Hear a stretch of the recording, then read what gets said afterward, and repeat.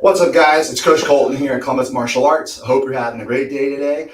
Apologize that I tried and squeeze in frame along with the whiteboard. I want to do a quick video on bracketing. We'll turn this light on just so you guys can see a little bit better here. I wanted to do a video on bracketing. Our tournament is coming up on this Saturday, and sometimes parents have questions about bracketing. So a bracket is a group that we get students into to decide, who they're going to go against at the tournament. And this grouping is not an exact science, but there are a couple of different factors we use when we try to bracket these students into fair matches. And that's the ultimate goal, is to have a fair match. And when you're thinking about fairness in those matches, there's a couple of different factors that we use to create those brackets. And I think you have to consider those factors when you are putting students together. So of course, we're going to use weight of the student, age of the student, their overall experience level. That can tie in with the belt level, very similar, but a little different. And also their past performance in classes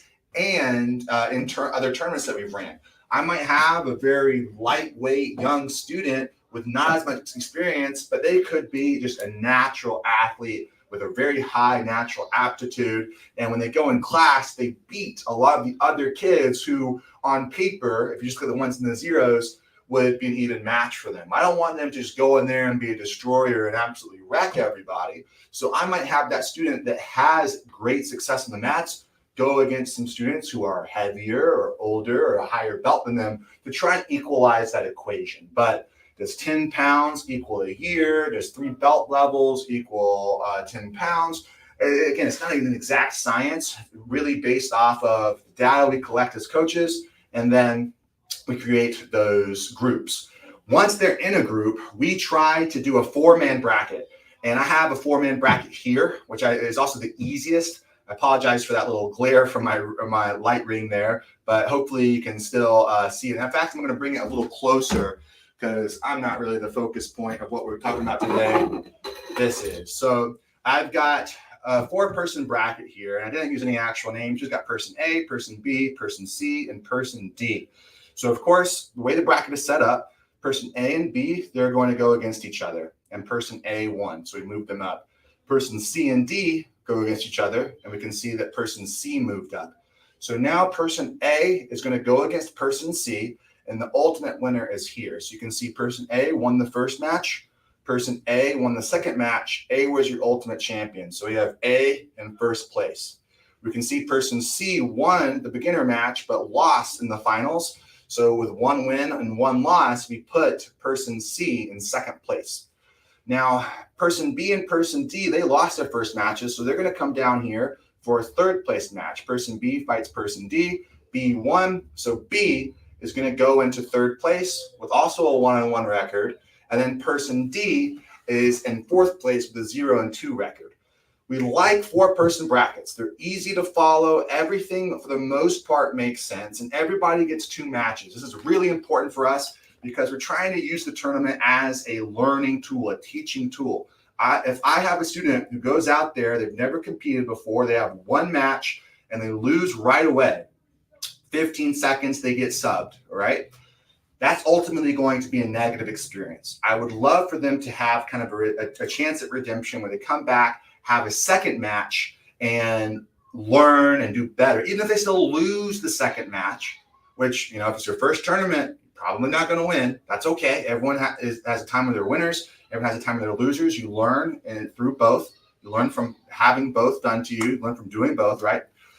But I'd rather give them a chance to at least do better in the second match and walk away with a sense of improvement. And that is absolutely key for a positive experience. It doesn't always happen that way, but I'm giving them the best chance by giving them 2 opportunities. Also, if you're waiting around for 20, 30 minutes for your name to be called, you go out there and have 15 seconds, and then you're done for the day, it can kind of feel like, why did I wait all that time, right? So we want to give our students more time on the mats, give everyone at least 2 matches, and ultimately have a better chance at a great experience. And while we don't believe in participation trophies, we do believe that you should be rewarded in direct correlation to how you did and what work you put in. It does also allow us in the back end to have 3 out of 4 people go home with a medal. So there is also something tangible there where they're walking away with something. So even if they're a little down, they're lacking confidence in the performance, there's a good chance they are going home with something where there's a thread there that we can pull on and, you know, give them an opportunity to bounce back and do better next time. Oh, I didn't do so well. I got third this time. Well, next time my goal is to get second or get first, right? Now, the only time I've ever had a parent confused or unhappy with a 4-person bracket is in this situation. We know that the first place person, 2 wins, no losses. Second place person, 1 win, 1 loss. Third place person, 1 win, 1 loss. Fourth place person, 0 wins, 2 losses. There's never been a problem with the first place person because they objectively have the most wins. There's never been a problem with the fourth place person because they have the most losses. But sometimes the parent of the third place child will be upset and say, hey, why didn't my kid fight for second place? Second place has 1 win, 1 loss. Third place has 1 win, 1 loss. That's even, right? They should go against each other. And if you're looking at that, I understand that you don't understand how a single elimination tournament wins. The only way to get to first place and get higher up in the bracket is by staying undefeated. And the fact is that in this bracket, person B lost in the very first round, okay, against person A. So it does not matter if you think that your kid in the third position could beat the kid in the second position. That is irrelevant. The fact of the matter is that your child got knocked out on their very, very first match. If this is a bracket with more people, they wouldn't have even had this third place match. And in this case, person C won the first match and got deeper into the bracket. So that's really the only thing I've ever seen confused about 4-people brackets, okay? Now, I'm going to try and keep this video somewhere reasonably short. Sometimes the world's not a perfect world, right? And we don't get a perfect 4-person bracket. Again, it's our goal to do a 4-person bracket because it gives everyone all those lovely things I mentioned a second ago about. But when we're talking about the bracketing, maybe there's a person where there's a gap of like 30 pounds, where I have this person is 140 and the next person is 170. There's no way I can lump that 170 person down there with the 140-pound people under most circumstances. So it may cause you to have either a 3-person bracket or a 5-person bracket. We're going to run a 3-person bracket really quick. So this time we have person A, person B, and person C. Now, normally person C is going to get the bye, which means they don't go against anyone at first. And person C, we usually put as the favorite of the division, the person that we think is going to get first place. And it goes back, the reason for that is, we want the students to have 2 matches. So let's say person A beats person B, moves up. We're then going to have person B go down and fight person C, all right? And this is why you want your top seeded person to be here. And kids will always surprise you. It's not a science. Sometimes person B, even though they're not the number 1 pick, will go and they're amped up from losing the first match. They'll go and destroy person C. I see it happen all the time. That gets to be a little sticky. The reason we want person C to be your number 1 seed is because person C will then probably beat B because person C, we think they're going to do better based on whatever factor. They're heavier, they're older, they have more experience, whatnot. And also person B just had a match, okay? So after person C beats person B, what's going to happen? Well, person C is going to move up. They're going to go off against person A, and whoever wins, wins. And it lay as it may, but ultimately everyone had gotten 2 matches. Person A got a match against person B. Person A got a match against person C. B fought A and C. C fought B and A. You can see how it goes. If person B beats person C, then you have to kind of go in and use logic, right? Person A beat B, so A is better than B, so A is at first place. B is better than C, so B would be at second place. And C lost to B, who lost to A, so C would be in third place, right? Logic. Hopefully you're tracking that logic there. I know I didn't write it down. It's a lot to write down.